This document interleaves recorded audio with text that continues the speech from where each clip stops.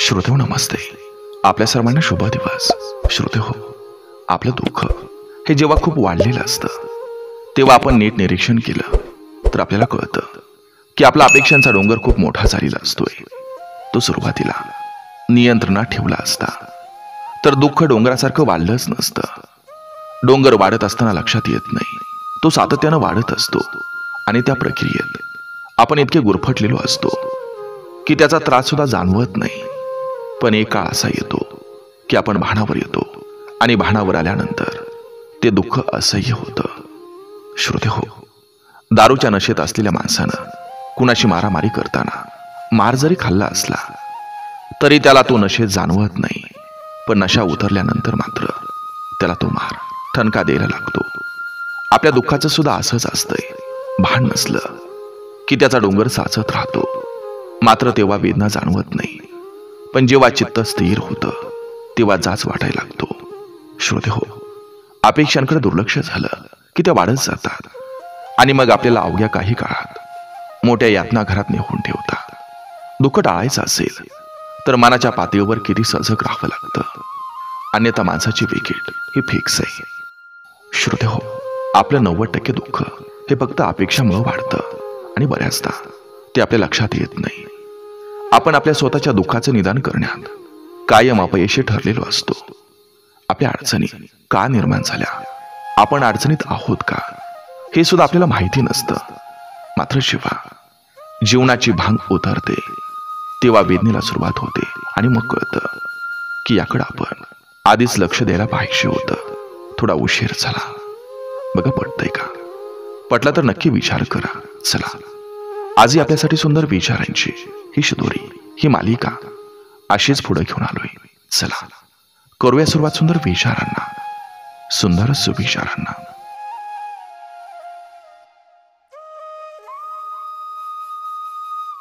जे आहे त्या समाधानी जीवन जगणाऱ्यांच्या आयुष्याविषयी फारशा तक्रारी नसतात. वेदनांना फक्त साथीदार असतात, भागीदार नसतात. जीवन कोणासाठी थांबत नाही, फक्त जीवन जगण्याची कारणं बदलतात. सर्वच प्रश्न सोडवून सुटत नाही, काही प्रश्न सोडून दिले की आपोआप सुटतात. स्वतःचा अनुभव उगीच इतरांना सांगू नका. इतरांना एकतर ते खोटे वाटतात किंवा आपण खोटे आहोत असं वाटायला लागतं. ज्यानं त्यानं स्वतःच्या मालकीचं अनुभव घ्यावेत. दुःखाचा विचार करत बसलं की समोर उभा असलेलं सुख पण डोळ्यांना दिसत नाही. जीवनात कठीण प्रसंगी जेव्हा मार्ग सापडत नसतात तेव्हा नवीन मार्ग शोधणं अत्यंत गरजेचं असतं. झालेल्या चुकावर भर देऊन, एकमेकांना दोष देऊन निराशामय वातावरण तयार करण्यापेक्षा झालेल्या चुकामधून बोध घेऊन मार्गात बदल करून आशावादी वातावरण तयार करणं हे कधीही चांगलं असतं. वेदांचा अभ्यास करणं खूप सोपं आहे, परंतु ज्या दिवशी आपण दुसऱ्याच्या वेदनांचा अभ्यास करू त्या दिवशी ईश्वर भेटला असं समजा. पृथ्वीवर आपण पाहुणे आहोत, मालक नाही. हे ज्याला कळालं त्याला खरं जीवन कळालं. आनंदी राहा, सुखी राहा. दुसऱ्याच्या पराभवाची वाट बघणाऱ्याला हे समजतच नाही की तो दुसऱ्याच्या वेगावर लक्ष ठेवता ठेवता त्याचा स्वतःचा वेग आपोआपच कमी होत असतो.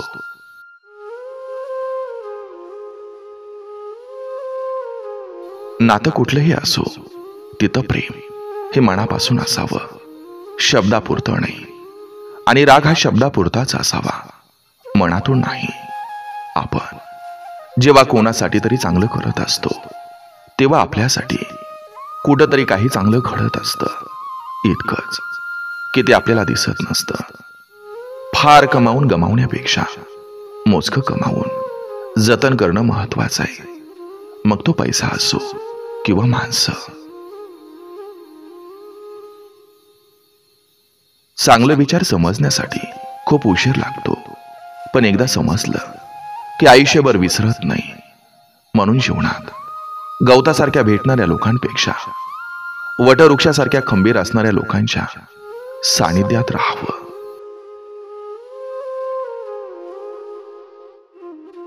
आठवणी सांभाळणं हे सोपं असतं, कारण मनात त्या जपून ठेवता येतात. पण क्षण सांभाळणं फार अवघड असतं, कारण क्षणांच्या आठवणी होतात. एकत्र येणं ही सुरुवात, एकमेकांसोबत राहणं ही प्रगती, आणि एकमेकांसोबत काम करणं म्हणजे यश. माणूस तेव्हाच अस्वस्थ होतो जेव्हा त्याचा आतला आवाज आणि बाह्य वागणूक यांचा ताळमेळ जुळवू शकत नाही. छोट्या गोष्टीमधून किती अर्थ बदलतो. तुमच्याकडे कोणी बोट दाखवलं तर बदनामी, तुमच्याकडे कोणी अंगठा केला तर प्रोत्साहन, आणि अंगठा आणि बोट हे एकत्र आले तर प्रशंसा.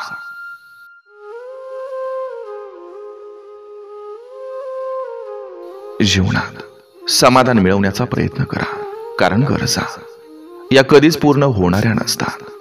त्या भावना खरंच खूप मौल्यवान असतात, ज्या कधीही व्यक्त होत नसतात.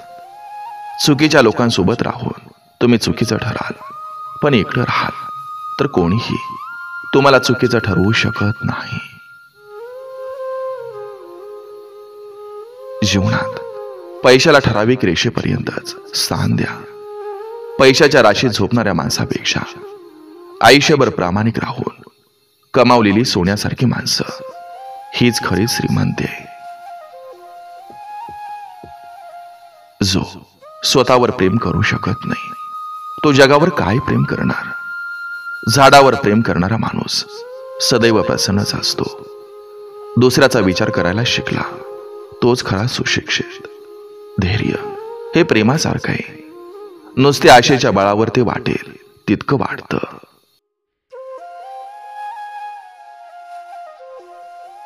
जीवनात त्रास त्यांनाच होतो जे सतत जबाबदारी स्वीकारतात, आणि जबाबदारी स्वीकारणारे कधीच हारत नाही. एकतर ते जिंकतात किंवा काहीतरी शिकतात. जर आयुष्यात खरं जिंकायचं असेल तर निंदाखोराकडे दुर्लक्ष करा, कारण ते तुमचे मनोबळ संपल्याशिवाय काहीच करू शकत नाहीत. भावबंदकीत 4 माणसं एका दिशेनं तेव्हा चालतात जेव्हा 5वा खांद्यावर असतो. आदर आणि चादर चुकीच्या माणसाला कधीच देऊ नका, कारण त्यामुळं आपण उघडे पडतो.